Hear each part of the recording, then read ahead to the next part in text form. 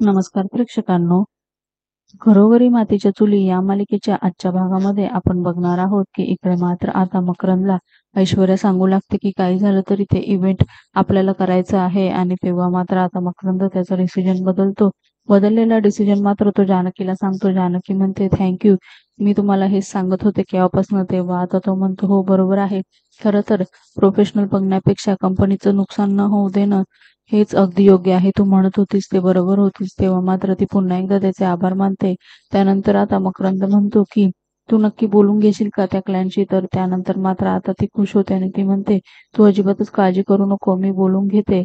माझ्यासारख्या साध्या एम्प्लॉईचं ऐकल्याबद्दल खरंच तुझे खूप आभार आहे, असं म्हणून ती तिथून निघून जाते. परंतु मकरंद मनाशी म्हणतो की जानकी, तू माझ्यासाठी कोणी साधी एम्प्लॉई नाहीये, तू खूप खास आहे. तुझ्यासाठी असा एक काय हजारो इव्हेंट मी सोडू शकतो. आणि त्यानंतर मात्र तो विचार करतो, पण ऐश्वर्याने हा इव्हेंट करण्यासाठी मला का सांगितलं असेल. आणि त्या विचारात मात्र तो पडतो. येणाऱ्या भागांमध्ये आपण बघणार आहोत की काकू मात्र आता जानकीवर चोरीचा आरोप लावतात आणि तिच्यावर हात उचलतात. तेव्हा मात्र आता जानकी हे सहन करून घेत नाही आणि काकूंचा हात धरते. दुसरीकडे ऐश्वर्या आणि मकरंद भेटतात. तेव्हा ऐश्वर्या सांगू लागते की आता काही केलं तरी पण हे आपण करायचंच, हा इव्हेंट.